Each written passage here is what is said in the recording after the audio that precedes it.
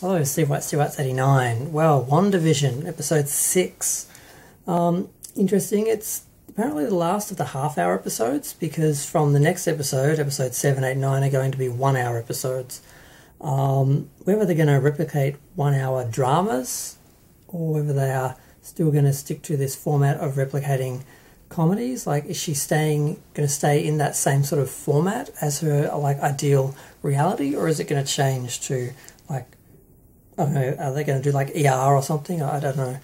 This week was Malcolm in the Middle, which is a show I always hated, so there was no joy in any of the homages or things in this episode. Basically, it's the Halloween episode everyone was excited about because they got to dress up in the costumes, which are basically the same as the costumes they wore in the 80s in the comics, although I'm pretty sure Vision didn't wear a big pair of straight curtains. Straight guys are scared of Speedos or anything revealing, so he's wearing a pair of shorts instead of his little underwear over his tights I think the original character did. I hope I'm not wrong and he didn't originally wear shorts. I'm pretty sure if he did I would have noticed and thought, why is he wearing shorts? All the other superheroes wear. So I don't know. But I sort of was seriously? But she had her costume on. She called it something else. Damn it, I didn't write that down. But they were sort of making an homage to her original costume without actually, I think, stating that's what it was because, Now, the thing about this episode is they did manage to strike more of a balance because the other episodes were very unbalanced. The first ones were just full mystery, totally within the artificial sitcom universe, and then the third episode was totally about Sword, and then so they've sort of been backwards and forwards and that, and they do appear to have got more of a balance. So there was the mystery of what's happening, and there was some of the humour.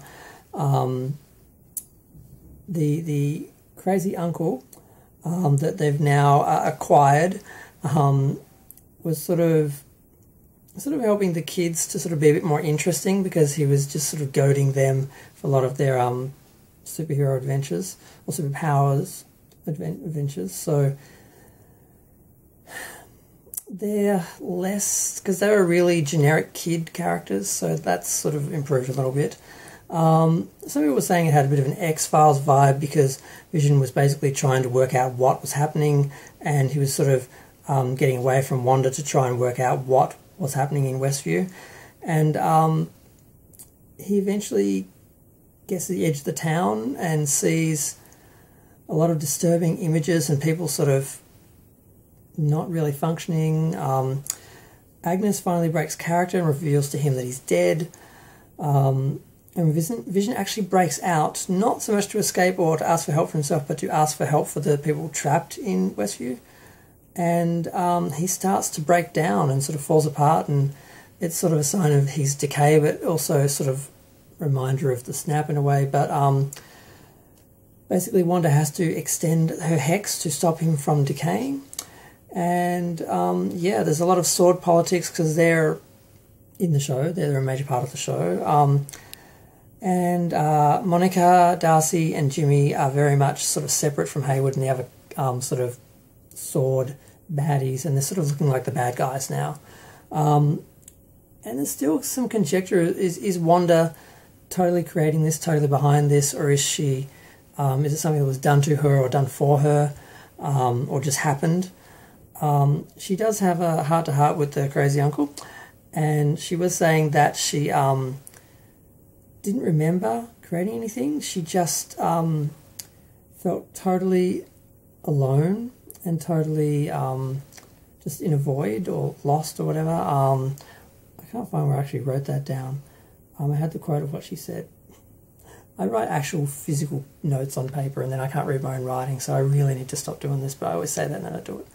But so this episode was a bit more balanced. It was fun to see Wanda in her outfit, but very disappointing to see Vision wearing the curtains of shame, which is what us Speedo-wearing gay men call shorts, board shorts that straight guys wear because they're scared probably, I'm not even going to get into that whole issue. That's a whole video on itself. But that was disappointing because I wanted to see him in the full like lycra outfit and everything. But yeah.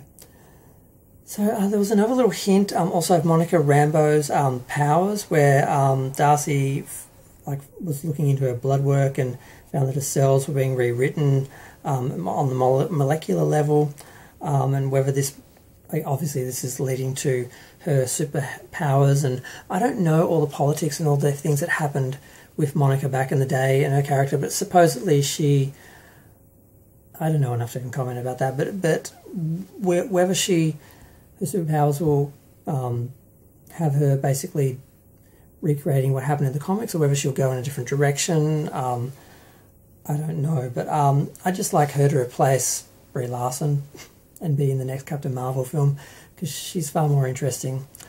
And as far as I know, doesn't hate, white men. So it'd be, I think it'd be more fun if she actually took over and they just jumped to now, and then she's now Captain Marvel, which I think was the idea or the plan in the long run or something. I'm not sure if they're going to do that in the second film, or if they're going to do a trilogy and eventually she'd end up taking over. I don't know what the plan was there, but I've covered the episode.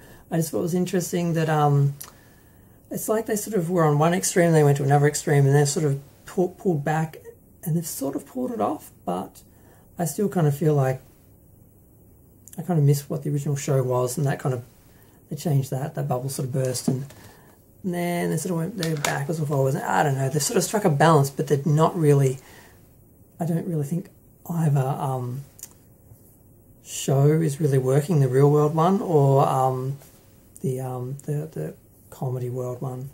But yeah, I'm going to go. Feel free to share, like, comment, subscribe. Let me know what you think. Do you think the 1 hour format's going to make much of a difference for the last 3 episodes? Do you think they're going to do dramas? I don't know. I'm curious what they're going to do. But it has been interesting overall. It could have just been your average superhero sort of / sci-fi show where they just pop up and, oh, there's a villain we have to fight for 7 episodes. At least they did something interesting, even if they haven't been totally balanced in its success. But yeah, but I'm really going to go this time. Thanks. Bye.